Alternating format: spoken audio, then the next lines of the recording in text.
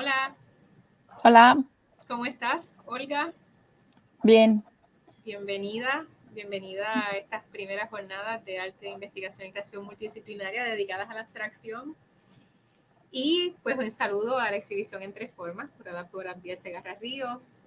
Te doy la bienvenida y le doy la bienvenida a los panelistas y al público que está conectado a este momento. Te voy a presentar. Olga es la moderadora de esta mesa que tendremos ahora a la 1:30.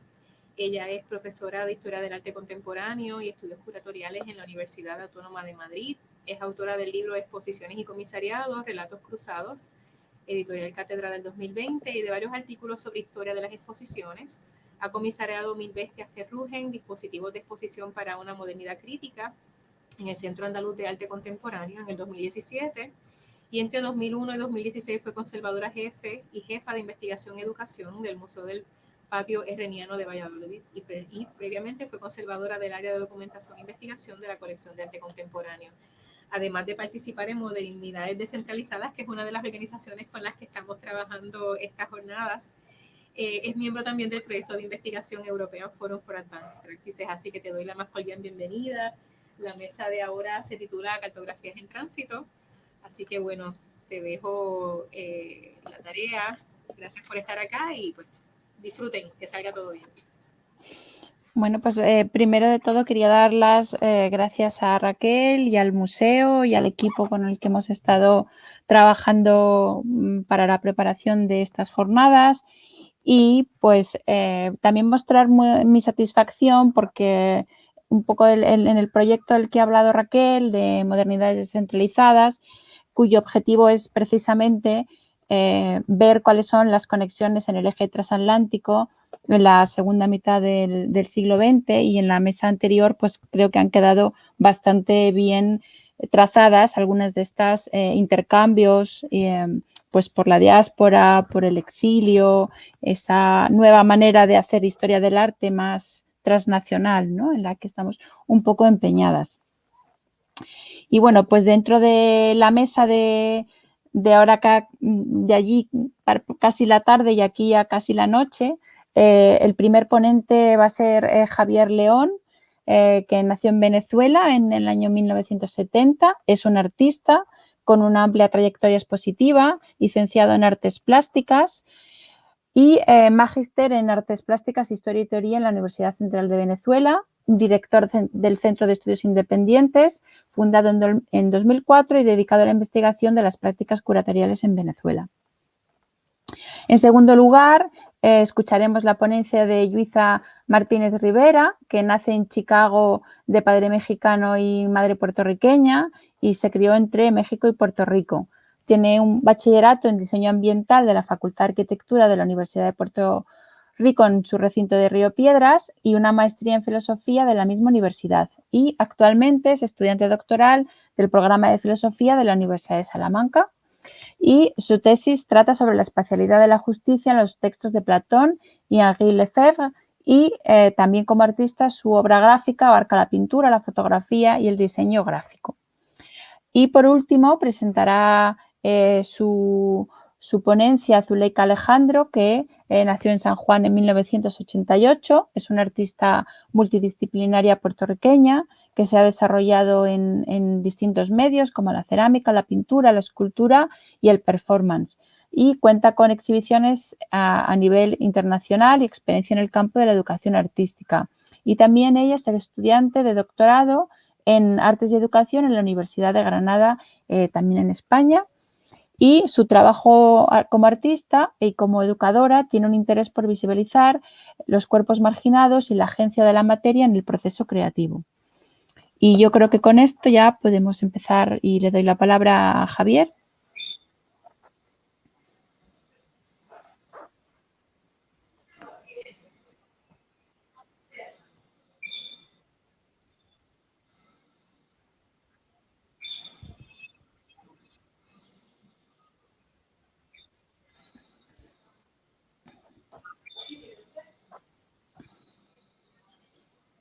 Estamos... sí, está ahí. Estamos esperando a que se pueda ver el PowerPoint de Javier. Hola, buenas tardes. Muchísimas gracias por la oportunidad. Bueno, dado pues, lo estricto del tiempo, voy a empezar sin mucha presentación. La luz es la que hace posible la arquitectura como hecho plástico y al proyectarse sobre los muros establece un juego de claro y oscuro.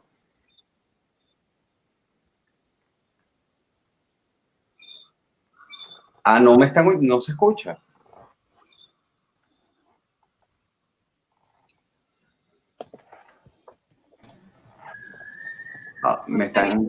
Te escuchamos, no te preocupes. ¿Me escuchan?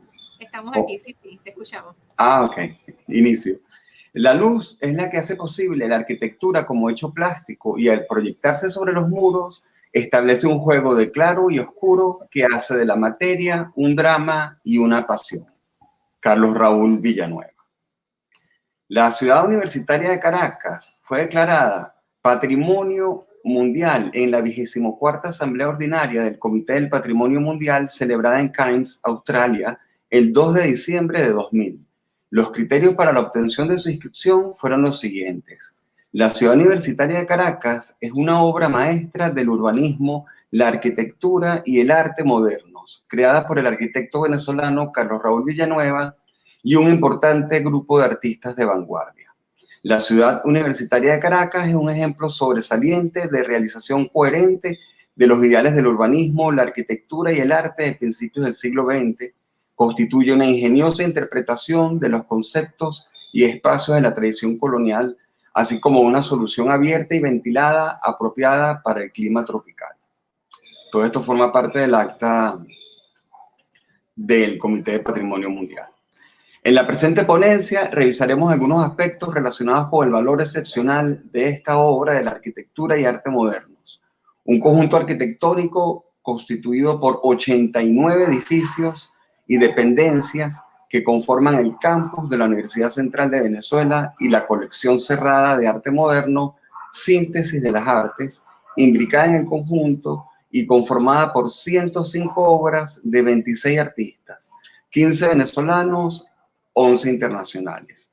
Ofreceremos datos históricos para dilucidar el impacto que tuvo este proyecto en la recepción del arte abstracto en Venezuela, ilustrando el contexto sociopolítico de los años de su construcción, los cuales coinciden con el inicio del desarrollo de este tipo de expresiones en el país.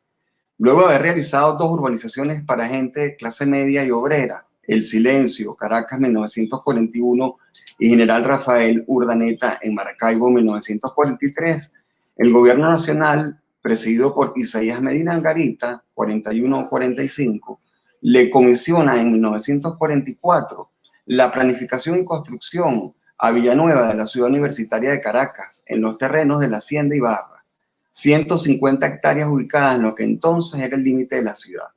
Si bien el periodo de construcción de la ciudad universitaria de Caracas abarca más de 3 décadas, se inicia en 1945 y queda definitivamente inconclusa en 1977, quedaron 11 proyectos sin construir. Fue durante los años 50 cuando se desarrolló la experiencia integradora propuesta por Villanueva. Hasta entonces, la universidad funcionaba en el Palacio de las Academias, en el centro de la ciudad. El primer proyecto de la ciudad universitaria de Caracas data de 1944 y durante los 2 años siguientes se construyen el Hospital Clínico Universitario, el Instituto de Medicina Experimental, el Instituto Anatómico, el Instituto Anatomopatológico, el Instituto de Higiene, la Escuela de Enfermería, y en 1947 se construye la Escuela Técnica Industrial, hoy Facultad de Ciencias. Este último proyecto presenta una mayor complejidad que las dependencias de la zona de medicina. Manifiesta por primera vez en la arquitectura de Villanueva la idea de collage de situaciones aparentemente opuestas. Entre tanto, en 1945, Villanueva es miembro fundador y primer presidente de la Sociedad Venezolana de Arquitectos y miembro fundador de la Junta Nacional Protectora y Conservadora del Patrimonio Histórico y Artístico de la Nación.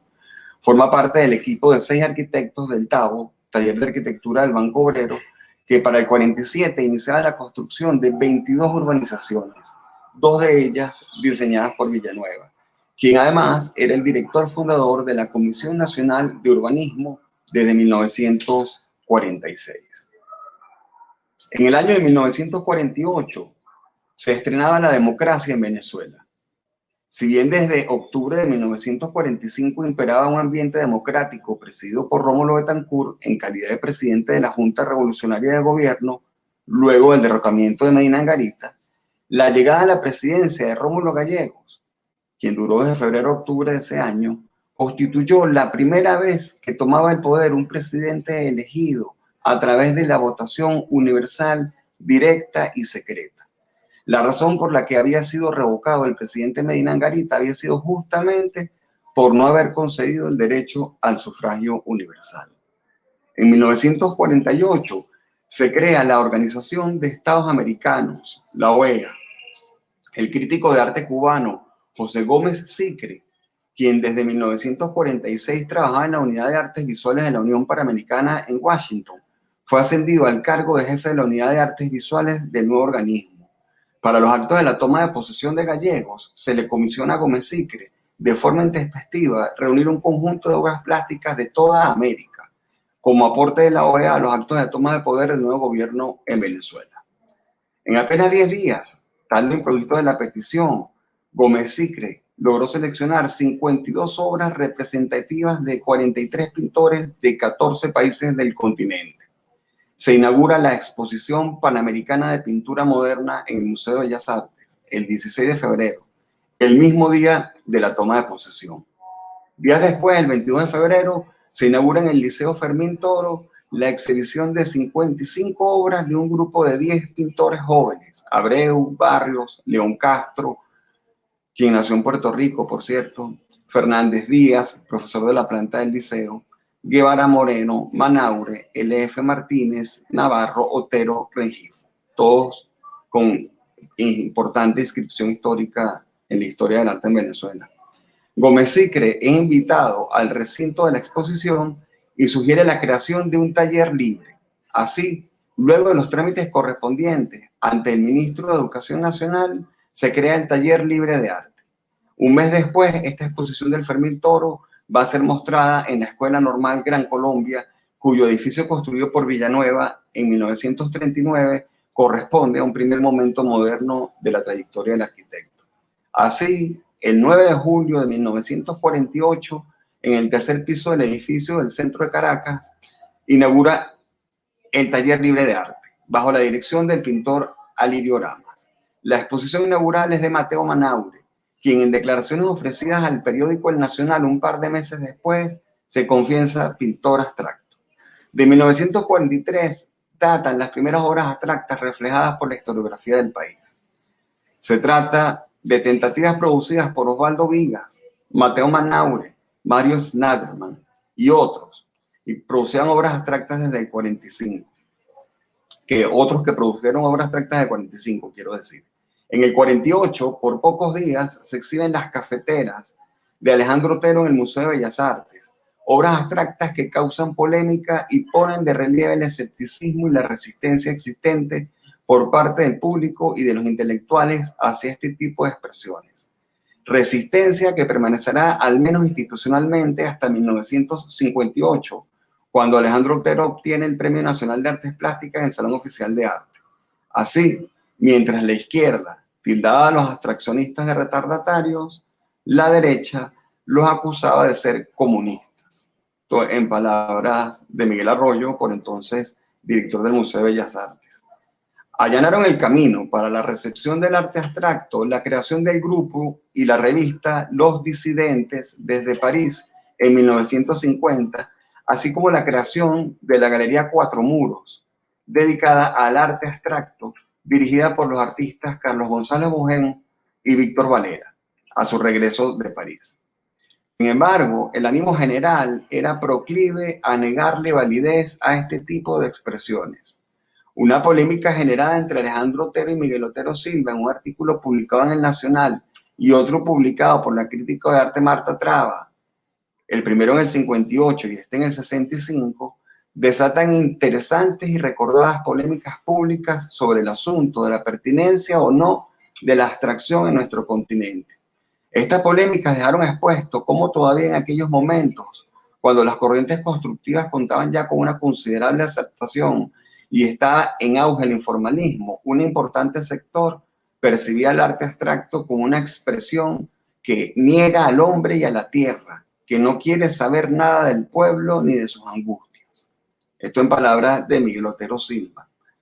Será en el Taller Libre de Arte donde se realice la primera exposición internacional de arte abstracto en Venezuela a cargo de José Mimo Mena y el grupo Concreto Invención de Buenos Aires.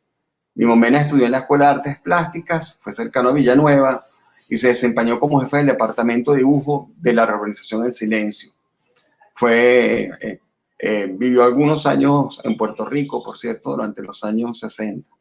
Esta exposición tendrá lugar el 24 de octubre de 1948 y participaron Juan Melé, Lidi Prati, Alfredo Gilito, Nélida de Sousa, Juan del Prete y una escultura concreta de Jorge Sousa. El 24 de noviembre de 1948, una junta militar integrada por los comandantes Marcos Pérez Jiménez, Luis Felipe Lovera Páez y Carlos Delgado Charbó derrocan al presidente Gallegos. Delgado Charbó presidió esa junta militar y asume el gobierno de la República hasta el año siguiente, cuando fue objeto del único magnicidio ocurrido en la historia del país. Su sucesor será Germán Suárez Flamerich, quien hasta entonces había sido asesor jurídico de la Junta Militar, que ahora pasará a llamarse Junta de Gobierno. Sin embargo, serán los dos militares quienes seguirán al mando. Convocan unas elecciones el 30 de noviembre de 1952, donde a pesar del ventajismo oficial, pierden frente al principal candidato de la oposición, Jovito Villalba, y es entonces cuando el gobierno decide no acatar los resultados y 2 días después las Fuerzas Armadas realizan el nombramiento del general Marcos Pérez Jiménez como presidente de la República. Entre tanto, en cuanto a la ciudad universitaria de Caracas, ya se habían construido los estadios olímpico y universitario y el gimnasio cubierto. Pérez Jiménez dirigirá el país hasta 1958 e instrumentará durante su mandato el denominado nuevo ideal nacional, que en el pensamiento del general era la política a implementar para alcanzar un puesto de honor para Venezuela entre las naciones y que sea más digna, próspera y fuerte. Tenía como objetivos la transformación racional del medio físico y el mejoramiento moral, intelectual y material de los habitantes del país. Para estos fines, este gobernante venía aplicando ya desde antes de asumir el poder recios controles policiales a través de un organismo de inteligencia llamado Seguridad Nacional, dirigido a acallar cualquier disidencia, aplicando cruentos mecanismos de tortura y muerte. La dictadura de Marcos Pérez Jiménez encarna, en palabras del investigador Luis Perorama, el acmé histórico del desarrollismo venezolano y la cifra simbólica de una voluntad autoritaria de modernización que ha guiado como una ideología colectiva de diversos signos los destinos del país hasta su derrumbe definitivo. En este sentido, el desarrollo de la concepción de la síntesis de las artes, tal como Villanueva disculpen. En ese sentido, el desarrollo de la concepción de la síntesis de las artes, como la concibiera Villanueva para el campus de la universidad, concibió completamente con aquella dictadura. Entre 1952 y 1957 se construyeron todas las dependencias relacionadas directamente a la concepción integradora de Villanueva, que cristalizó especialmente en la denominada zona cultural de la universidad. Entre noviembre del 52 y noviembre del 53 se edificó el aula magna con una capacidad para 2.700 personas. Esto fue posible por la contratación de 2.400 obreros que trabajaron durante 3 turnos ininterrumpidos. Así, en la ciudad universitaria de Caracas, el arte abstracto, al ser presentado a escala cívica, implicaba un espacio público de manera programática y con un alto estándar de calidad formal y contextual, obtuvo otro rango de recepción y su consecuente aceptación, irradiando de esta forma su potencial expresivo al punto de convertirse al pasar de las décadas en el signo de nuestra cultura visual y en el tipo de expresión que con mayor alcance interpreta nuestra identidad visual durante la segunda mitad del siglo XX. Los ejemplos más celebrados en este sentido puede considerarse la intervención de Alexander Calder en el aula magna con la creación de un plafón de nubes reguladoras de la acústica del auditorio, el vitral de Fernand Léger a la entrada de la biblioteca central, las intervenciones en la fachada de los edificios de las facultades de arquitectura y farmacia de Alejandro Otero y sobre todo el conjunto de obras ubicadas en la plaza cubierta y sus alrededores. El bronce El Lampión de Lawrence, luego sobre una pared en forma de pantalla curva y autoportante, el doble mural de Léger y otros adyacentes de Vasarely, Navarro y Manaure, la escultura Pastor de Nubes de Jan Arp y cerca de la plaza la obra Dinamismo de 30 grados de Pevsner. Cito, en la plaza cubierta cada obra actúa como un polo de atracción que va conduciendo al caminante de uno a otro lado del espacio en una siempre cambiante y estimulante perspectiva. Palabras de Miguel Arroyo. Destacamos aquí la intervención del propio Villanueva en el recubrimiento rojo del edificio de la biblioteca y sobre todo en el espectáculo producido por el juego de luces y sombras en la plaza cubierta por la instrumentación de Gris Soleils para soles, que se destacan en distintas locaciones de la universidad. Aspecto importante es la concepción del conjunto, tomando en cuenta la relación de la arquitectura con las corrientes de aire y las direcciones de luz propias del lugar del emplazamiento. Evidentemente, no todas las obras de la colección cerrada Síntesis de las Artes responden al ideal de integración. Las figurativas, algunas acusan una instrumentación ideológica en relación a la implementación de temas que reflejen valores humanísticos relacionados con la educación universitaria, como las aportaciones de Francisco Narváez en el Instituto de Medicina Experimental y en el Instituto Anatómico en 1950, y los murales de Pedro León Castro y Héctor Poleo al interior del edificio del rectorado, realizados en 1954 durante el clímax de la ejecución del experimento integrador, para el cual el arquitecto había convocado exclusivamente artistas abstractos.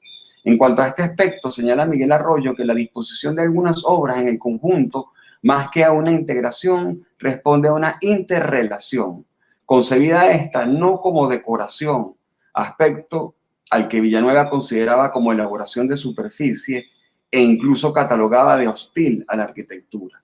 Esta interrelación consiste en un uso armonioso dentro de un edificio o conjunto arquitectónico de obras de arte que no fueron concebidas específicamente para ellos y con ellos.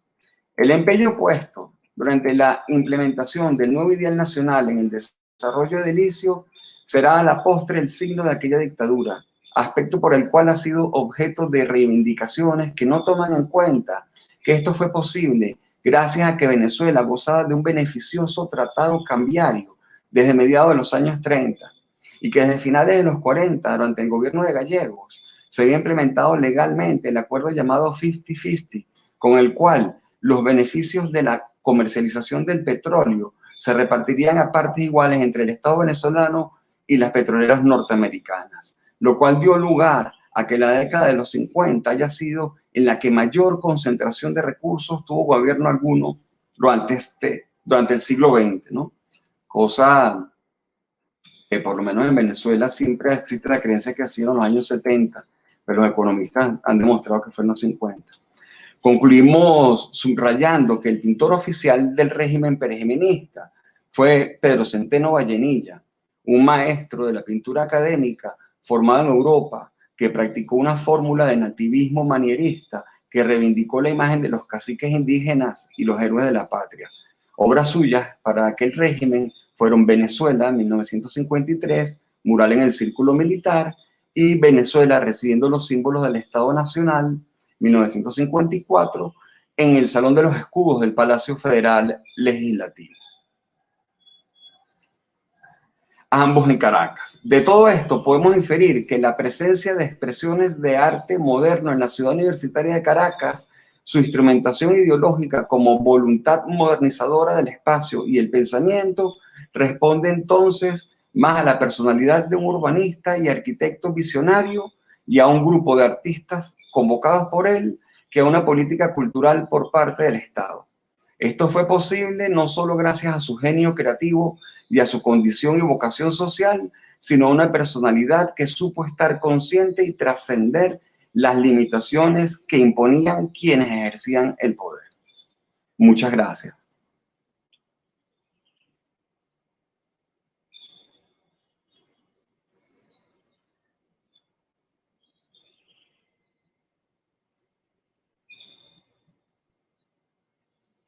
Ya, muchísimas gracias. Bueno, hasta aquí la disertación.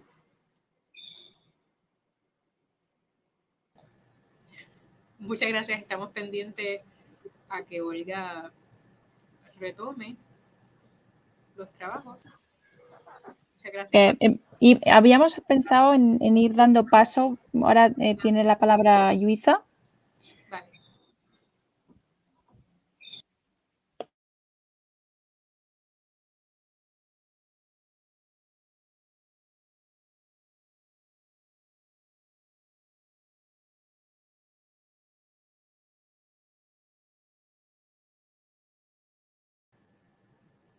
Yuiza, no te escuchamos, ¿sabes? Ya, ahora. Bueno, buenos días. Quisiera primero agradecerle al equipo organizativo de esta actividad que coordinó un evento tan necesario en momentos tan precarios. Así que agradezco inmensamente también poder formar parte de esta conversación tan interesante. Voy a compartir pantalla.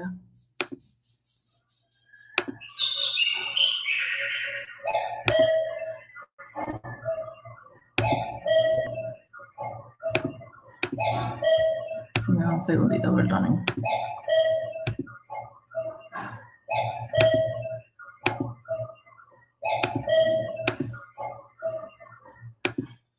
No sé por qué no me está dejando compartir mi pantalla de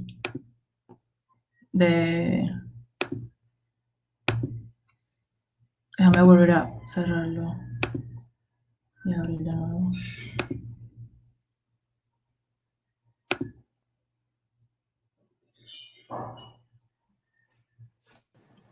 Sí, hemos tenido un poco de problemas con la transmisión. Sí. Con la coordinación entre un programa y otro. Sí, déjame ver si ahora lo volví a abrir. Ok. Ok, ya.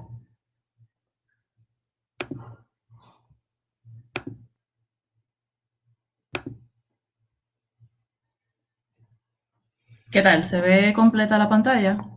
Perfecto, adelante. Ok, bueno, pues mi presentación tratará un poco acerca de mi proyecto fotográfico Unintentional Urban Abstract Expressionism, que forma parte de la exhibición Entre Formas, que ahora mismo forma parte del Museo de Arte de Puerto Rico. Y pues quisiera, ¿no? Pensarlo un poco con todos ustedes y hablar un poco acerca de algunos puntos y que me resultan importantes del trabajo.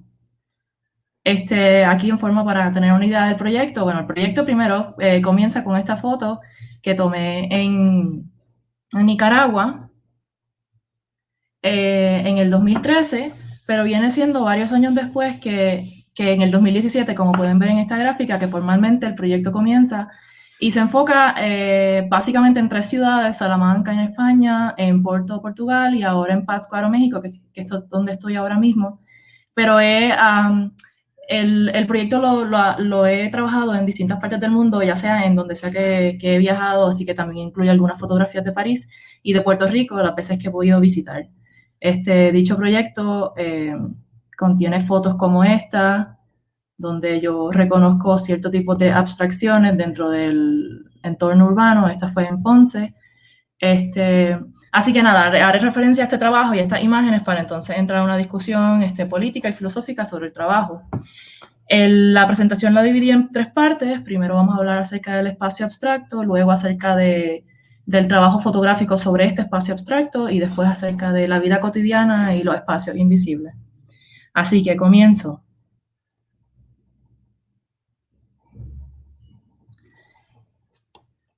Una de las acepciones del verbo abstraer hace énfasis en la separación conceptual que supone dicho acto. Como parte de su propósito, el proceso supone la omisión de características particulares de un grupo de objetos para señalar entre ellos el elemento universal que los une. De este modo, se crea una noción general sobre el concepto abstraído y su relación con los objetos particulares. Una mirada panorámica sobre la historia del pensamiento enriquecería nuestra apreciación del término, el cual no solo se presenta en temas epistémicos, sino también puede llevarnos por los caminos más pedregosos de la filosofía política para hablar, por ejemplo, sobre cómo este término puede privar a la vida de todos sus matices, apoyándose sobre la promesa de una realidad ordenada y racional. Con esta breve introducción al término, no pretendo predisponer a quienes me acompañan a tener una percepción negativa sobre el mismo, sino de limitar el enfoque de la discusión a uno cuyo propósito es la abstracción dentro de un contexto tan político como la ciudad. Para nuestros propósitos, pensaremos este término junto a la obra del filósofo y sociólogo francés del siglo XX, Henri Lefebvre. Haremos referencia específicamente a su obra Derecho a la ciudad y producción del espacio, escrita en el 1967 y 1974 respectivamente, puesto que forman parte del momento urbano de su abarcadora obra. Por medio de estos estudios, Lefebvre utiliza la problemática del espacio para pensar la complejidad del mundo moderno, combatiendo el reduccionismo y devolviendo al estudio de la realidad social, de los modos de producción y de la vida cotidiana. En el derecho a la ciudad, a modo de hipótesis estratégica, déjame ver si puedo pasar la página. A modo de hipótesis estratégica, Lefebvre traza una línea horizontal con el fin de crear un esquema del desarrollo de las ciudades occidentales. En la producción del espacio, utiliza este mismo esquema para exponer cómo cada ciudad produce su espacio a partir de sus modos de producción, sus necesidades y prioridades. El espacio en cada una de estas ciudades sirve para asegurar la cohesión social y mantener el control ideológico de los grupos en poder. Sin embargo, ninguna de estas sociedades crea un espacio definido, es decir, sin contradicciones. Y son precisamente estas contradicciones las que crean las rupturas necesarias para un nuevo tipo de ciudad, su respectivo espacio y su modo de vida. Según su recorrido, el espacio de la ciudad capitalista y la neocapitalista es denominado como espacio abstracto. Dicho espacio es nutrido por la sedimentación de los espacios anteriores, pero a diferencia de este espacio, este espacio niega las diferencias que proceden de la naturaleza, del tiempo histórico, cuerpo, edad, género y etnia. Dentro de esta época urbana, la ciudad no es un mero resultado de los quehaceres económicos y políticos con mira a la acumulación de bienes, sino que es un medio para dicho proceso. En este espacio se contiene el mundo de la mercancía, su lógica y su estratégica a escala mundial. El espacio de la ciudad capitalista no es abstracto, puesto que se han simplificado su geometría y sus elementos. Lefebvre hace esta enfática aclaración. El espacio se define como abstracto, puesto que ya no es pensado a partir de su valor de uso, sino por su valor de cambio. Dicho de otro modo, el espacio se convierte en otro bien más sujeto a los ritmos del mercado. Como resultado, reproduce la homogeneidad, a saber, reduce las diferencias y particularidades en la ciudad. También actúa como agente segregador de la vida cotidiana, las funciones y las prácticas sociales. Lejos de ser político y agónico, el espacio abstracto implica un acuerdo tácito de no agresión. Dicho consenso tiene como fin la supresión de cualquier conflicto entre los usuarios y la primacía de la propiedad del espacio. Según esto, todo espacio tiene un dueño y un equivalente monetario. La contradicción que acompaña dicho consenso es la utilización de una violencia latente y oculta para poder lograrla. Es disfrazada de aparente seguridad, aunque ocasionalmente hace notar sus verdaderos intereses cuando, por ejemplo, se cristaliza en la represión de las fuerzas militares y policiales ante las manifestaciones políticas. Otro elemento definitivo de este tipo de espacio es la reproducción de espacialidades repetitivas donde predomina lo artificioso y la homogeneidad. Debido a esto, el desarrollo de las ciudades se ha plagado de estos espacios intercambiables cuyo propósito es ser fácilmente comprados y vendidos. Este intercambio económico hace énfasis en el carácter visual de los espacios, a saber, le da prioridad a la imagen de los espacios, fabricándose para ser concebidos en el espacio de lo visible y, en nuestro caso, de lo fotografiable. Así, el valor de cambio del espacio se extrae no solo con la venta y la compra de propiedades en la ciudad, sino con la venta y compra de imágenes de esta. La segunda parte.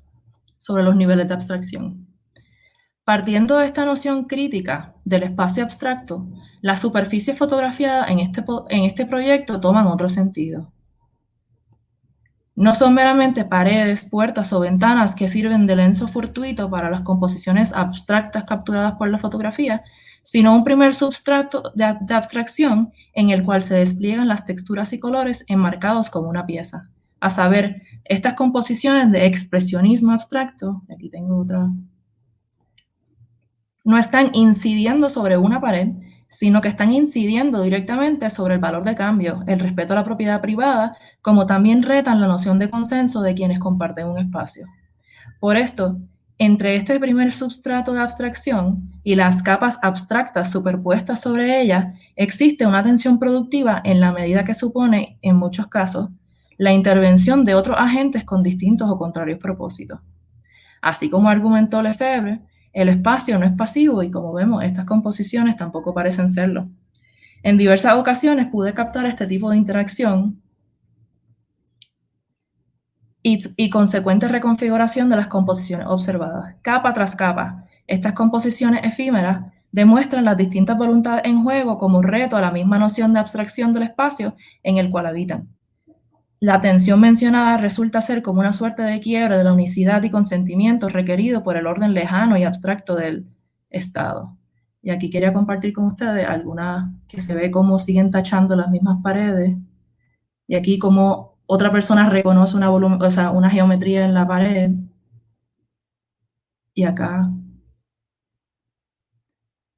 Y parte del asunto es de que como estas son básicamente mis rutas de todos los días, esto fue en Salamanca, yo puedo ver y estoy siempre atenta a notar las diferencias y las nuevas aportaciones en estas paredes. Y aquí fue el caso que se señaló los cuadrados en las paredes. Y aquí también hay un cambio de que se borró. La denominación de estas intervenciones como expresionismo abstracto fortuito o no intencionado resignifican estas transgresiones para ubicarlas en el plano de la apreciación estética. En consecuencia, nuestro acercamiento hacia las composiciones cambia. Hay una apertura para apreciar sus detalles, sus geometrías y la intervención del tiempo y la intemperie como agentes accidentales que inciden en sus formas. A su vez, designarlos con un nombre nos permite identificarlos en los distintos contextos urbanos en los que nos podemos encontrar.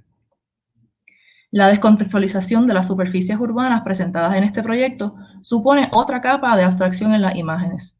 En la composición, no de las texturas y colores, sino de la misma fotografía, hay un esfuerzo de descontextualizar la imagen de su entorno urbano.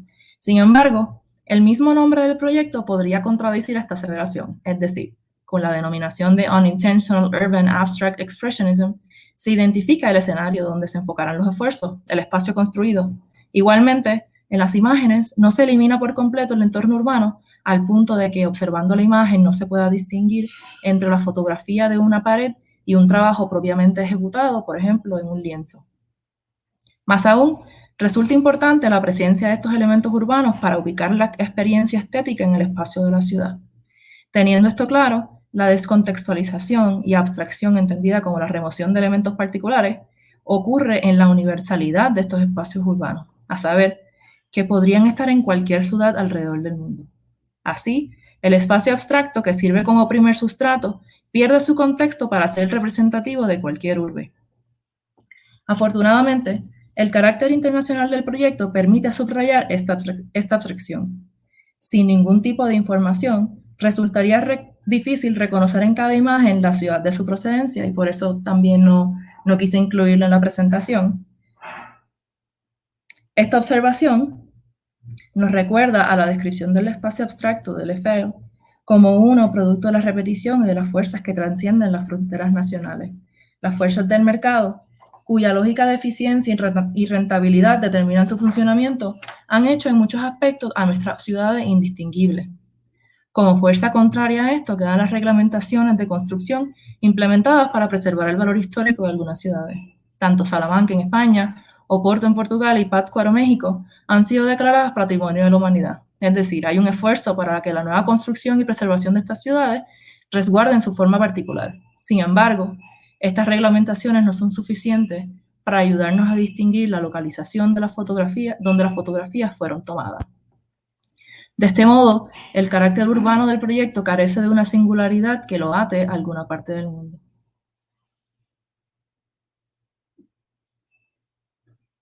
Aquí quiero compartir algunas. La tercera parte, sobre la vida cotidiana y los espacios invisibles. La urgencia en los escritos de Lefebvre, esos que con un lente marxista buscaban criticar y rehacer radicalmente el Estado, sus instituciones y su espacio, apuntan enfáticamente a la transformación de la vida cotidiana. En sus trabajos se refiere específicamente a cómo la vida de los trabajadores está determinada, por ejemplo, por las grandes distancias que deben recorrer de sus casas a sus trabajos, de los complejos de vivienda construidos con mínimas consideraciones sobre cómo sería la vida en esos espacios, de la falta de tiempo de ocio que poco a poco va desgastando su vitalidad por medio de la alienación absoluta con su entorno.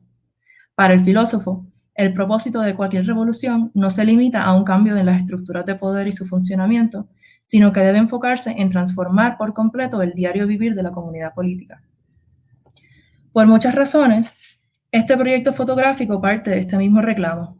Da cuenta de la desarticulación que existe en nuestra percepción de las ciudades y la vida cotidiana insuficiente que permite, segregada y determinada por nuestros pésimos medios de transporte, por la construcción de espacios que no responden a nuestras necesidades y deseos, por la inseguridad o aparente inseguridad que nos obliga a vivir en espacios fortificados y hostiles, hemos quedado con una ciudad fragmentada, la cual se conforma de unos cuantos espacios conectados por el automóvil. Como una gran contradicción e ironía, estamos expuestos constantemente, por medio de la televisión, internet y las redes sociales, a imágenes de nuestras ciudades que no parecen responder con nuestra experiencia vivida.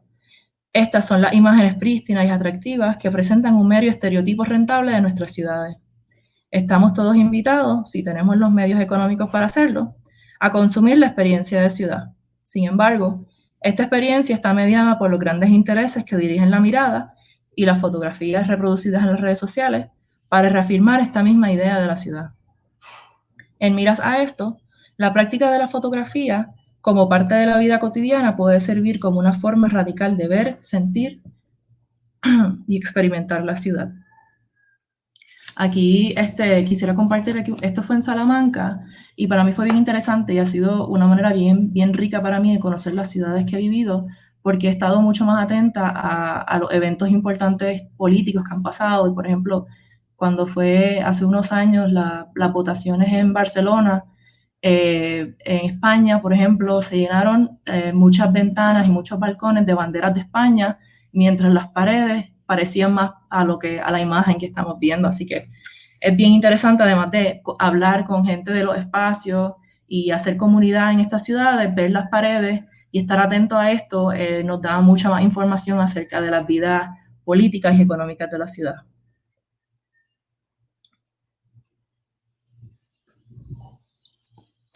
En miras a esto, la práctica de la fotografía como parte de la vida cotidiana puede servir como una forma radical de ver, sentir y experimentar la ciudad.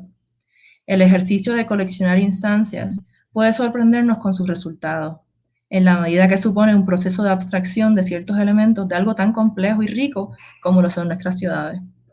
En el proceso amplía nuestra percepción y exige de nosotros estar siempre presentes mientras recorremos tanto nuestros caminos cotidianos como los que descubrimos en ciudades desconocidas. Esta mirada nos ayuda a dar cuenta de los quiebres en ese espacio abstracto. En esta se puede percibir las luchas de la ciudad, del paso del tiempo y las transformaciones paulatinas o en ocasiones violentas de los espacios y sus efectos en las poblaciones quienes lo habitan. Y en forma de conclusión, como parte de mi vida cotidiana, Unintentional Urban Abstract Expressionism es un esfuerzo de rescatar la experiencia estética que ha sido arrebatada por el capital. Es un esfuerzo por detenerme frente a lo que suele quedar difuminado en el fondo. Si bien no es el propósito de encontrar belleza, así como en letras grandes, en los estorbos de nuestras ciudades, sí es un llamado a la pausa, a la verdadera observación de las texturas, de las formas y los colores. Aquí tengo uno que me gusta mucho. Formas y los colores de nuestras ciudades, más allá de los hitos urbanos que suelen estar enfocados en primer plano.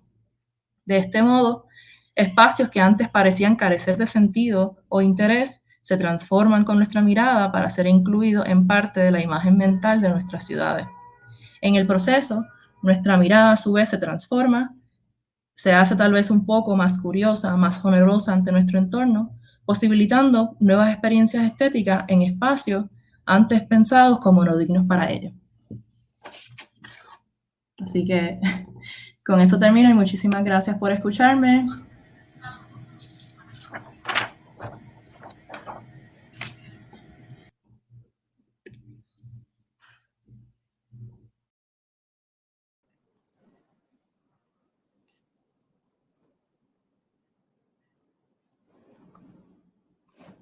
Saludos. Saludos, muchas gracias. Estamos aquí, bienvenida. Gracias, Raquel.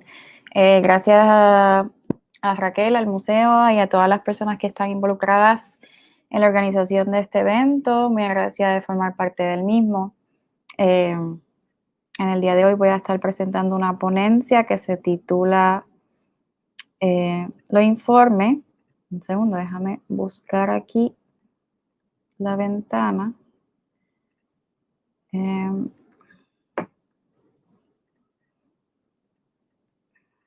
A ver.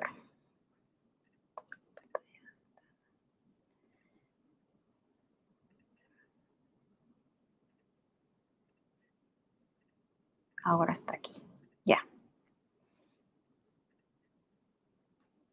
Bueno, mi presentación se titula Lo informe y esta ponencia o este capítulo que voy a estar presentando aquí es parte de mi investigación de tesis doctoral, en donde investigo sobre los procesos de creación en el arte contemporáneo aplicados a metodologías de educación artística. En este capítulo en específico me enfoco en hablar y reflexionar sobre lo que es lo abstracto de mi trabajo, enfocado en lo que son los nuevos materialismos feministas. Perdón.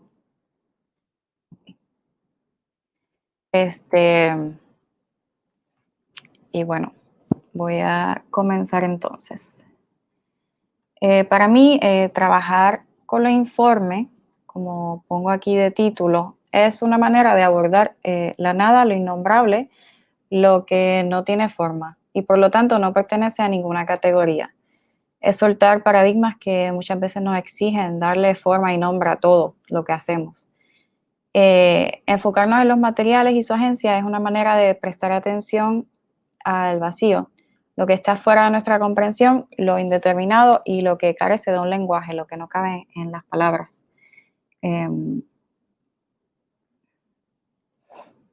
Nuestras formas o no formas están en un constante devenir, están en flux. No tenemos unas formas fijas que nos definan, estas se manifiestan a través de la materia en relación y diálogo con esta, y esta en relación y diálogo con el artista y su contexto. Exploramos un tipo de formación o deformación, una forma sin forma, lo que nos representa y a su vez materializa, le da cuerpo a la idea del vacío y lo sin forma. En mi proceso, los materiales han tenido la habilidad de ofrecer una facilidad y una unidad, lo que hace del proceso creativo uno encarnado, enfocado en el cuerpo en relación con la materia. Intentamos relacionarnos con esta de manera consciente, de manera incorporada, indagamos en este proceso con la materia y soñamos con nuevas maneras de relacionarnos con la misma. Hacer sentido, adquirir sentido al hacer, me conecta como creadora con experiencias que provocan siempre nuevas reflexiones, nuevos pensamientos y sobre todo nuevos afectos. Entonces, un poco nos vamos yendo por el concepto de lo que es la materia y para mí como investigadora, entonces me surge la pregunta, ¿no? De qué es esto de la materia. La materia en la antigua Grecia significaba literalmente un pedazo amorfo de madera en un taller de un carpintero que esperaba a ser formado, adquirir una forma predeterminada, ya fuera esto una mesa, una silla, lo que sea. Según Willem Flosser, lo que pretenden es precisamente encontrar esa palabra que fuera y que pudiera expresar lo opuesto al concepto de la forma. Así que la materia se designa como algo amorfo. Lo amorfo es opuesto a la forma. La forma señala de cierta manera una esencia de las cosas, lo cual solo se puede procesar y captar a través de un procesamiento teórico. Se considera lo material de alguna forma inferior a lo que es la teoría y lo ideal, suprimiendo así todo lo material a una esfera física. En la filosofía estética de Platón y Aristóteles, lo material debería ser trascendido, siendo este el logro de la base de la creatividad. Lo matérico se coloca en la misma esfera del cuerpo, la physicality, lo que es un anglicismo. Se consideraba perecedero, inestable, poco verdadero. De alguna manera había que superar estos condicionamientos físicos y a su vez estos condicionamientos emocionales, ¿no? Afectivos, para acceder a algo superior. Es justamente en este lugar, en este lugar amorfo, en esta ambigüedad, en donde mi trabajo se enfoca. Según Flosser, la idea básica es que el mundo de los fenómenos que percibimos con nuestros sentidos es como una especie de guiso o líquido amorfo, detrás del cual se ocultan estas formas eternas e inmutables, que percibimos solamente por medio de la perspectiva suprasensible de la teoría. Este guiso, estos fenómenos, el mundo material, son una ilusión, y la realidad que se puede descubrir por medio de la teoría consiste en estas formas, en este mundo formal, descubiertas de hecho de tal manera que se podría hasta reconocer cómo los fenómenos amorfos se transforman en forma, ocupan esta forma y luego fluyen nuevamente hacia lo amorfo. Los fenómenos, que es justamente lo que me interesa representar, se encuentran en una constante mutación. Son una masa en transformación. Su naturaleza es cambiante. Esta masa es todo lo que compone el mundo material. Se diferencia de lo que prevalece del yo teórico, que es esta entidad formal y universal, la cual permite que lo material se manifieste por medio de sus formas y le da lugar a que existan las ideas. Desde lo que son los nuevos materialismos y la crítica feminista, se ha identificado entonces y se ha problematizado lo que es el género que subyace en los conceptos de materia y forma. Ya que la primera reside en el mundo material y físico, es comprendido como lo femenino. La forma, al contrario, informa, es masculina, reside en el mundo universal, inmutable e imperecedero. La forma se eleva al transmutar esta materia, la domina y la controla. En el marco de estas teorías se quiere principalmente problematizar el esquema binario. Al argumentar sobre la agencia de todos los cuerpos, ya que no son elementos sin voluntad, mutables, amorfos y endebles, la materia del cuerpo no pertenece a un reino inferior a la forma, sino que proporcionalmente aportan información y dirección a la forma o a la teoría. Consideramos que no se puede teorizar sin un cuerpo. Por esto la tarea es política y ética. Se quiere visibilizar y destapar los cuerpos que se han mantenido marginados por no pertenecer a ciertos estándares dominantes. Además, estas teorías se dan a la tarea de crear nuevas ontologías incluyentes, éticas y que propongan una solución al pensamiento binario. Yo, como artista, por medio de este trabajo creativo, me interesa explorar otras maneras de inteligir en la que el cuerpo y la materia se centralicen. En su capacidad de transformación, lo material adquiere su agencia. Lo material nos ofrece un lugar desde el cual podemos comprender nuestra propia naturaleza. Enfocarnos en esto, en lo material, nos ofrece una nueva manera de relacionarnos, obtener información y adquirir conocimiento.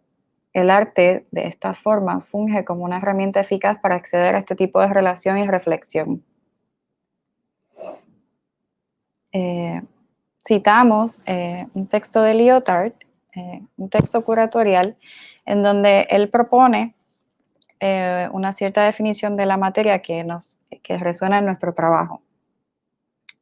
Expone la materia como herramienta, como maternidad, como materia o cuestión y como matriz. El material es el soporte del mensaje. La herramienta es lo que maneja la adquisición, transferencia y recolección del mensaje. La maternidad designa una función de remitente del mensaje. La materia o cuestión del mensaje es su referente. La matriz es el código del mensaje. De igual manera, nos interesa mucho otro texto curatorial de Rosalind Krauss y Alan Watts, en su exhibición Los Informes, Modo de Empleo, que sucedió en el Centro Georges Pompidou en 1996. Estos toman el texto de Georges Bataille como punto de partida, Formless. Consideraban que el arte debía ser retomado desde su base material, este concepto es de Bataille, y que de esta manera se puede devolver el arte a la tierra, se puede aterrizar de nuevo. Se diversifica, esta crítica es un tipo de crítica que se diversifica en 4 vectores o pilares, que son la horizontalidad, la base material, el pulso y la entropía. Lo informe es incategorizable y desjerarquizado. La esencia de la humanidad se niega a ser conceptualizada. La horizontalidad del informe es la negación a la superioridad del hombre erguido y su verticalidad, lo que lo separa del reino animal. Es una crítica a la jerarquización creada por la humanidad. El concepto de base material es una batalla en contra del idealismo y el pensamiento racional. La constancia de tener que informar, de tener que rellenar las formas con la materia. Lo informe es justamente lo que no entendemos y lo que no tiene sentido. Y como esto también conforma una parte importante de la forma misma. La pulsión en este contexto también es una crítica a la rectitud del hombre y la centralidad de la pura visualidad del arte, y quiere hablar de un cierto tipo de insurrección de lo carnal, de lo físico. La entropía, una negación del orden tras pasar por una deterioración del mismo hacia el caos. Es una crítica del impulso humano de construir constantemente hacia el progreso, el orden de las sociedades, la humanidad huyendo de su naturaleza animal. La base material es justamente volver a lo primario, a la esencia de las cosas, para evitar ostentar en ilusiones creadas por la razón, reconocer el espíritu de las cosas en su propia naturaleza, lo que muchas veces justamente no podemos nombrar porque no caben las palabras. Exploramos dentro de esto las limitaciones del lenguaje y de la materia misma. Las características de masa amorfa en mi trabajo, sin forma, mutable, se exploran de igual manera en relación entre otros elementos. Funcionan como sistemas. Es un devenir performativo de tales fenómenos similares a la masa. Es un giro hacia lo sin forma, muy reconocible y común en el arte moderno y contemporáneo, en el que lo líquido, lo amorfo, lo efímero invaden tanto una característica como tema de las obras artísticas. Lo que es más importante es justamente el agente activo en este arte de convertirse, de transformarse. Se desea proyectar justamente un entusiasmo por la habilidad de transformación. Esta masa que aparenta formarse o deformarse a sí misma, pero sobre todo hacia la idea de lo innombrable. Como artista, exploro dejar el material manifestarse en conjunto con las condiciones que le rodean. Deseo observar el proceso y dirigir el trabajo a partir de las reacciones del material. Seguir explorando el propio proceso creativo, enfocarme en el accionar, el movimiento, en explorar las reacciones y accidentes. Exploro la creación partiendo de la materialidad y la capacidad de los materiales de actuar en conjunto a las condiciones impuestas o no impuestas. Estos modos de creación pertenecen a un proceso de exploración de lo que es la pintura en sí misma como objeto, como material y como proceso. La habilidad performativa que le otorgamos a la materia se define como la capacidad de tener un efecto y cambio, no solo en la obra, sino en el artista. Estas funciones están localizadas fuera del lenguaje y actúan de manera simbólica, por proximidad, por interrelación o por intraacción, que es un neologismo acuñado por Karen Barat, en el cual explica el efecto que tiene la materia, los humanos y otros agentes entre sí por su proximidad física y donde se evidencian los efectos y afectos de la materia. Los nuevos materialismos feministas proponen una revisión matérica,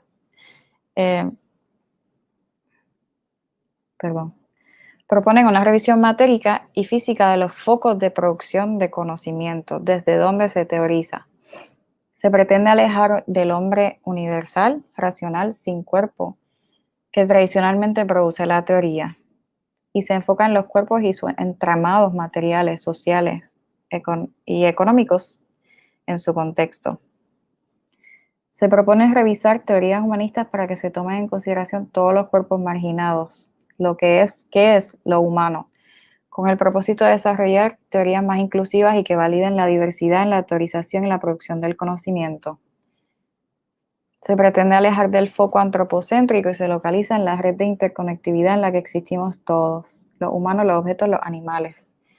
Los procesos cognitivos, la adquisición de conocimiento y la teorización siempre ocurren desde un cuerpo, y este cuerpo a su vez se encuentra en un entramado, en un contexto. Este entramado está constituido principalmente por la relación que surgen entre los elementos del entramado. Según Karen Barat, el cuerpo humano se encuentra en un entramado, no actúa nunca solo, sino por el contrario, actúa en interacción con todo lo demás. A partir de estas teorías, la materia se reconoce más allá de su predeterminada inercia y se le otorga un rol activo y una agencia en el proceso creativo. Según el realismo agencial de Karen Barat, las cosas no preexisten individualmente, sino que se configuran en su intraacción, en el entramado, en la interconectividad. Estas entidades se hacen y están en constante transformación. El artista se va reconfigurando, va cambiando, se va transformando en la medida en la que interaccione con la materia y viceversa. Y estas experiencias son lugares donde se adquiere conocimiento nuevo, significativo, transformador y afectivo. Según Barat y Haraway, nos encontramos en una constante generación de identidad a partir de nuestro contexto, los sujetos, los objetos que en este habitan. Nos encontramos en un enredo de existencias. Estas existencias comprometen a todos sus elementos, presentes y actuantes en el momento en cuestión.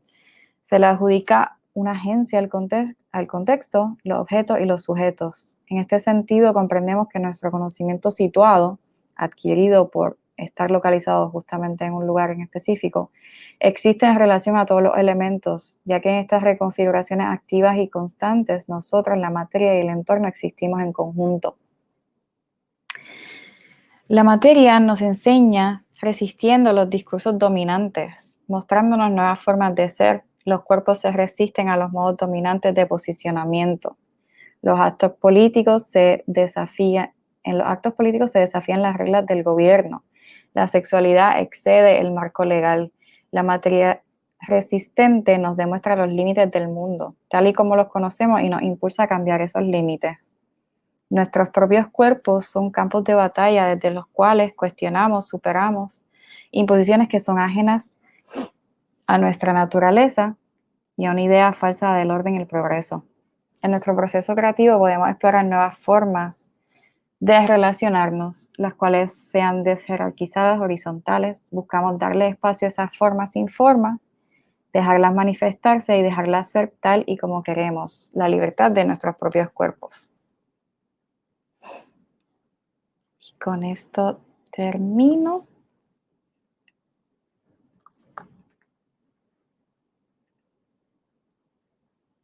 Segundo. Dejar de compartir. Muchísimas gracias por su atención. Pues muchísimas gracias a los 3 ponentes. Supongo que me escucháis. Ahora a ver si podemos compartir pantalla. Bueno, pues a mí me ha parecido que aunque la mesa se planteaba difícil y con conexiones aparentemente muy complicadas, sin embargo yo sí que he encontrado pues, algunos hilos, ¿no? Y sobre todo que muchos tienen que ver con la mirada sobre la abstracción, ¿no? ¿Cuáles son esos procesos mediante los cuales hemos aprendido a casi aprender y finalmente desaprender, ¿no? Todo un lenguaje artístico que ha tenido pues un poco esa siglo XX y ahora entrando en el XXI de recorrido. No sé si hay preguntas, pero mientras tanto yo sí tengo algunas que me gustaría haceros. Un poco por orden, porque es verdad que me resulta difícil hacer una común, entonces igual yo creo que quizá puede ser más productivo, ¿no? Que ir de uno en uno. Entonces, a Javier le preguntaría un poco algo en relación a algo que ha dicho Melissa en la ponencia Marco, y que tiene que ver con la vanguardia, con esa, digamos, terminología distinta que se utiliza para la vanguardia, para el arte moderno, y cómo justamente porque la palabra vanguardia ya tiene como esa connotación política, ¿no? Entonces, ¿cómo podemos entender este conjunto integrado de arquitectura y obras en la ciudad universitaria? Y si un poco casi teóricamente, ¿no? Pero por ir un poco más allá, esa paradoja que has señalado sobre cómo en el momento de auge, ¿no? de la Junta Militar se da justamente un proyecto que por su propia naturaleza es modernizador, y cómo es precisamente que eso pasa muchas veces en la segunda mitad del siglo, que en regímenes muy militarizados se favorecen distintos tipos de arte. Pero sobre todo, un poco también en esta idea de vanguardia y de arte moderno y de política, ¿qué supone una universidad que es un espacio de encuentro de muchos estudiantes con una politización fácil? Es un edificio con una naturaleza cívica muy fuerte, ¿no? Entonces, me llama un poco la atención cómo los estudiantes también que hacían allí, ¿no? ¿Qué tipo de prácticas llevaban a cabo? ¿Cómo se relacionaban con la universidad, pero también con el régimen? Un poco en esa línea.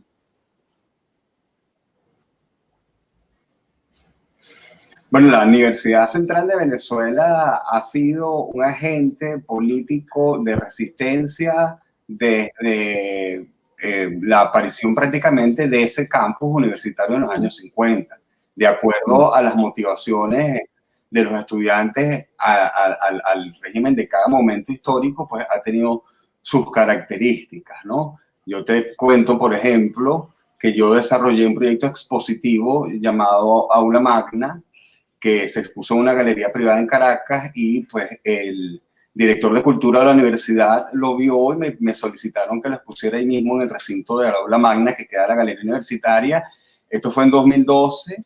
La muestra clausuró y yo tuve que buscar las obras, o sea, desmontar la exposición 3 meses después, porque en ese momento La universidad estaba en guerra urbana prácticamente. Incluso uno de los murales de Vigas fue detonado con una explosión. Después de eso, pues la Comisión de Patrimonio lo restauró y hoy en día está bien, pero y eso mismo, o sea, no se había terminado de construir la universidad, ya ha entrado el gobierno o la democracia. En los años 60 hubo una insurrección por parte de grupos de izquierda, células dirigidas, algunas de ellas desde Cuba justamente, y eso eso llevó incluso a que a principios de los años 70 la universidad permaneciera cerrada por más de un año durante el gobierno de Caldera. Es decir, la universidad ha sido un agente político por excelencia dentro de dentro de nuestra sociedad aquí en Venezuela. Por ello mismo, la CUC, el campus, ha sufrido los embates de toda esta guerra urbana a través de los años con diferentes consecuencias, y por eso mismo también se crearon todos los mecanismos de la COPRED y toda la institucionalidad que existe alrededor de los protocolos para la conservación de la universidad, pues, que llevó en el año 97 a recopilar toda la documentación para que en el año 2000 fuera reconocida como patrimonio universal. Entonces, es decir, no sé si esto responde a tu pregunta, pero sí, lo político ha sido central dentro de la universidad. Y ahora bien, respecto a la abstracción, hay que tomar en cuenta que el régimen no detuvo el proyecto de la universidad, sino porque el proyecto Fragúa durante el régimen de los 50, pero venía desde el principio de los años 40. Por lo mismo de que Villanueva tenía todos los honores que yo relaté, ¿no? O sea, era una personalidad que ya contaba con una credibilidad dentro de su campo, pues, y el dictador era una persona completamente desposeído de conocimientos en todo este campo. Es decir, que en ese sentido había toda la confianza sobre Villanueva, con todo lo edilicio que caracterizó al régimen. También el dictador estaba mucho más pendiente, que fue un poco lo que dejé de ver al final. Lo que pasa es que por razones de tiempo no da. Estuvo mucho más pendiente de lo que fue la construcción de toda la zona militar, el círculo militar, el Tesoros Ilustres, la remodelación del Palacio Legislativo, que pues el proyecto de la universidad quizás no era de lo que estaban más atentos, ¿no? Sí perseguían que por una reunión de los presidentes de Latinoamérica que iba a haber justamente en el 53, había presión para que culminara la obra, y la presión era tal que entonces eso llevó a que la fiscalización sobre las decisiones de Villanueva fueran menos, porque lo importante era que estuviera lista en la fecha, ¿no? Por eso subrayé el hecho de que se trabajaba 24 horas para la construcción, y una de las cosas que caracterizó a esa dictadura fue eso, la contratación de obreros para paliar la crisis de empleo, pero a su vez para culminar proyectos en lapsos cortos que eran los que promovían a la dictadura internacionalmente, lo que les es la carátula que ellos tenían para venderse como una sociedad moderna, progresista, mientras que existía toda una represión a nivel comunicacional pues, muy importante. Pues muchas gracias, Javier. No, gracias también por la pregunta. Tenía también una pregunta para Lluïsa, y también un poco, bueno, no sé, porque tengo ahí como una cierta, así como preguntas siempre como sobre las propias contradicciones, ¿no? Y me ha llamado un poco la atención que no sé si es algo que solamente de este PowerPoint o de tu obra. Por una parte hay un impulso en el que tú buscas generalizar o caracterizar algo que tiene lo urbano contemporáneo, y que eso te lleva a descontextualizarlo y hacer unas fotografías un poco, bueno, pues sin datos, sin un registro, y más, vamos a llamar, anonimizadas, si las ciudades pudieran ser anónimas. Y por otro lado, hay una reivindicación de esa práctica de lo cotidiano y de esa necesidad de dotar justamente de diferencia y de carácter, ¿no? a estas ciudades, ¿no? Entonces, no sé si cuando luego tú las expones sigues manteniendo esa, o sea, como que intentas mantenerte en esa tensión entre hacerlo general y hacerlo particular, ¿no? Y bueno, eso me ha resultado bastante curioso. Y Y otra cosa que también me ha también llamado la atención es, que también es otra pregunta, si la manera en algunos casos de crear esas manchas, si son todas producto de tachar los graffiti. O sea que sí es precisamente en el borrado de la pared cuando esa nueva capa acaba creando una estructura de represión, ¿no?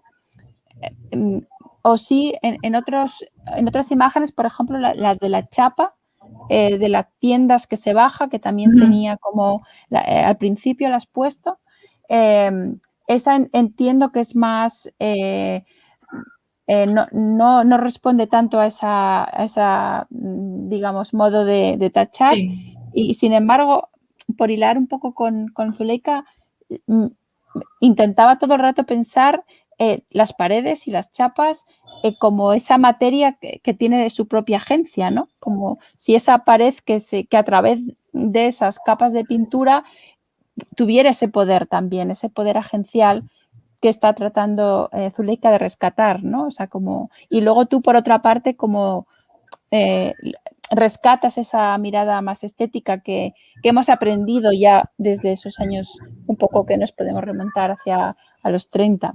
Bueno, no sé si me he liado mucho con las preguntas. No.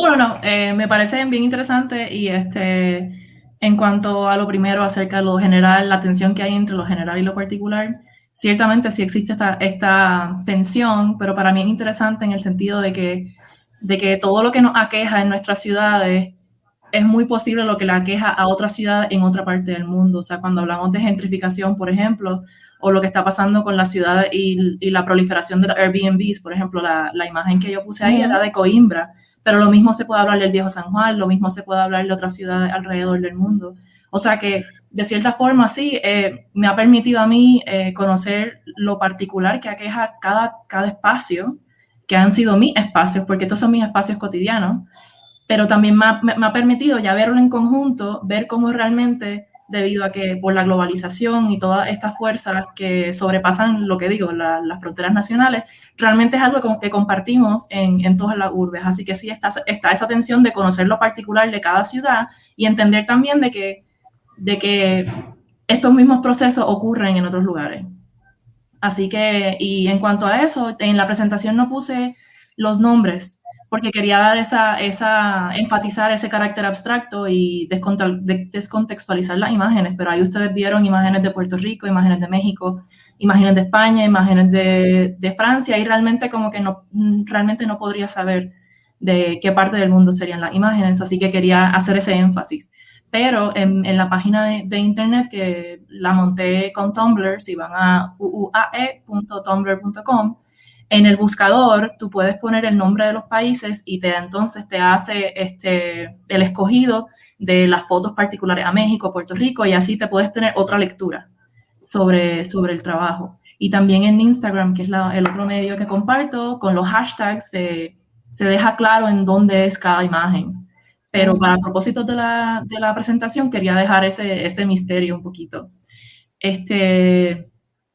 La otra pregunta, sobre las capas. Sí, en hecho, por ejemplo, la fotografía en Nicaragua, que fue la que empezó el proyecto, no tiene nada que ver con tratar de tachar algún mensaje o de algún tipo de reprimir alguna idea o lo que sea. Era una construcción. O sea que en mi trabajo se pueden ver distintos agentes trabajando, tanto el tiempo, tanto cambios económicos, donde ciudades de momento cierran un montón de negocios para abrir paso a otros tipos de economía o de residencias. También, por ejemplo, en Salamanca, la que yo mencioné, que eran como unos cuadrados que después fueron por alguien, a mí se me hace eso como que una cosa como bien juguetona, de reconocer esa geometría en la ciudad y marcarla. Y tengo varias fotografías de ese modo, pero eso se hacía en Salamanca para probar pinturas para pintar el edificio. O sea que no son en toda ocasión como que actos de supresión, pero cuando se convierten en este juego de colores, porque tampoco hay un intento, es como raro porque no hay un intento realmente de invisibilizarlo, porque no pintan la pared completa, se nota que se tapó algo. Entonces, si los compañeros de Puerto Rico recuerdan en el verano del 19 que se hizo un montón de graffiti en el viejo San Juan, que yo creo que se me hace un ejemplo bien grande de querer incidir en este valor de propiedad, porque el viejo San Juan es como que el lugar más importante del turismo en Puerto Rico, y en ese espacio que su valor de propiedad es tan importante, se incidió en las paredes con los mensajes políticos como parte de los reclamos, y al día siguiente estaban tapados todos. Entonces la ciudad parecía como estos documentos redactados del FBI, donde entonces se veía todo tachado, y era como que abiertamente como que estamos tachando un texto, porque es básicamente como que líneas, o sea, no pintaron de nuevo todos los edificios, sino quedó bien evidente el acto de querer invisibilizar un mensaje y tratar de seguir la vida como si no hubiese un problema político, como si no hubiese algún reclamo pendiente. Así que definitivamente todas esas cosas están en juego y son muchos los agentes, ¿no?, que inciden en estas geometrías, pero para mí ha sido bien interesante poder vivir suficiente en un espacio para poder ver los cambios. Entonces, por eso siempre hay fotografías de tal vez escritura, que tal vez puede no ser propio de abstraccionismo, expresionismo abstracto, pero me permite entonces ver la transformación cuando es tapado nuevamente. Así que, y muchas gracias por la pregunta. Bueno, pues voy a hacer también una pregunta a Zuleika, y luego hay una pregunta dentro del chat que Javier quiere responder, me parece, pero también me ha gustado también mucho las obras, y sobre todo me ha surgido una pregunta cuando he visto las esculturas, ¿no? Porque ahí yo creo que ha quedado más evidente como esa cualidad áptica, ¿no?, que invita a tocar, y como en tu práctica es tan importante ese atravesamiento del cuerpo, pues te quería preguntar cómo nos podríamos relacionar, o cómo te gustaría los espectadores o los participantes de tu obra, si se pueden tocar o si están más pensadas para justo a través de la mirada provocar esa sensación, o cómo nos relacionamos con ellas, los demás. Sí, yo idealmente me parece que quisiera que fueran totalmente táctiles, que el espectador tenga la experiencia de justamente tocar y poder de cierta manera percibir por medio del tacto, más que de lo visual. Lo visual pues siempre va a ser importante y siempre va a estar ahí, pero me encantaría que las piezas funcionen desde otros sentidos también. Y no solo lo táctil, sino también lo olfativo y cualquier otro sentido que nos provoque, hasta lo auditivo, que hasta tocándolos produce ciertos sonidos, ciertas texturas que pueden ser interesantes. Pues voy a leer la pregunta que le han hecho a Javier y luego otra que os han hecho a vosotras dos. Entonces, Abdiel le pregunta ¿con qué tipo de ideología política se relacionaba la abstracción en Venezuela? ¿Fue instrumentalizada por parte del Estado? Sí, la abstracción en Venezuela tuvo su momento de implementación por parte del Estado, pero no fue el momento que yo trabajé en esta investigación en los años 50, sino sobre todo en los años 70 y 80, lo que llamamos la democracia en Venezuela, que fue el punto fijismo, el pacto de punto fijo, y podríamos adscribirlo a una ideología de centro-izquierda. Es decir, en los años 70 se instrumentó la abstracción en plazas públicas, en los autobuses, las guaguas, como las llaman, en el transporte público, en las fachadas de los edificios públicos, a los interiores de muchos edificios, etcétera, en las autopistas, y sobre todo el proyecto Magno, donde más importante cristalizó la influencia de la integración de las artes, fue en el metro de Caracas, ¿no? Que son un sinfín de estaciones a lo largo de toda la ciudad, que en todas ellas hay intervenciones pues, de artistas, mayoritariamente abstractos. Entonces, un poco esa es la respuesta, ¿no? Afirmativa. Bueno, pues voy a leer la... A ver. Ángel Quintero os pregunta a vosotras, juego y misterio son factores que usan ustedes para la elaboración artística. ¿Cómo lo relacionan con otras artes, como la música y el teatro?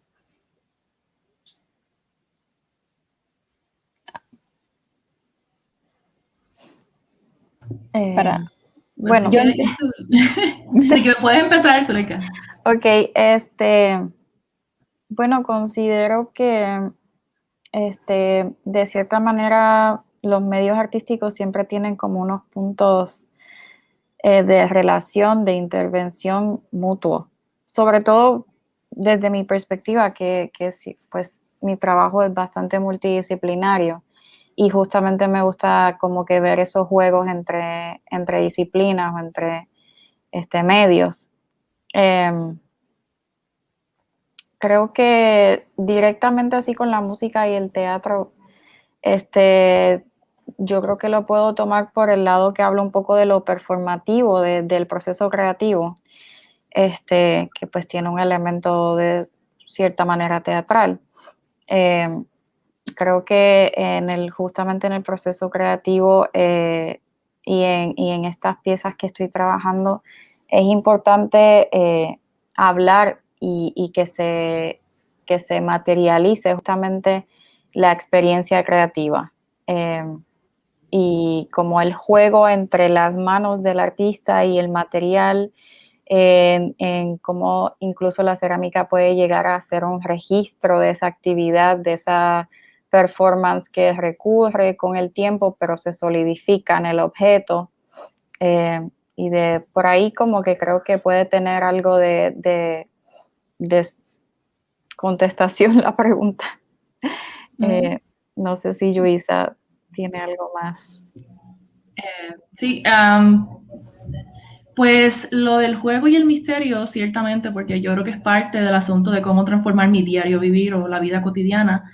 En tanto, este proyecto me permite eso, me permite espacios de juego y misterio en mi diario vivir. O sea, yo todos los días salgo a caminar a mi perra y todos los días me voy con mi celular porque tengo que estar pendiente a cuáles son las paredes que me interesan, a ver si hay algún cambio. Entonces, como yo no soy la que estoy incidiendo en estas paredes, yo, pues está esa emoción de volver a ver mis paredes y ver si hay algo nuevo. Entonces, sí, ciertamente esos elementos están presentes y es una forma de yo transformar mi diario vivir, que viene siendo el reclamo de Lefebvre.